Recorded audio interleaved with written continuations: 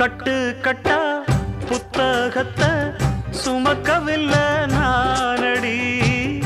ஆனாலும் தான் கெட்ட வழி போனதில்லை நானடி. வெள்ள மனம் பிள்ள குணம் உள்ள ஆளு நானடி. என்ன பத்தி ஊருக்குள்ளே நீயும் கொஞ்சம் கேளடி. படிப்பு ஒன்னே வாழ்க்கையா, பாசம் வந்து இல்லையா?